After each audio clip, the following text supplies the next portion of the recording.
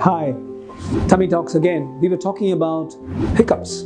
So anything that irritates the uppermost part of your stomach and irritates the diaphragm, which is a muscle that separates your chest from your abdomen, would cause hiccups.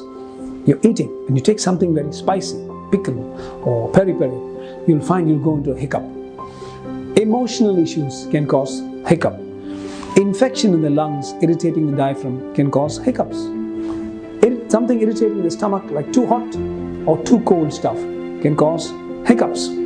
Of course, there are a number of sinister causes like kidney failure, tumors in the brain, etc. But mostly the cause of hiccups is regional.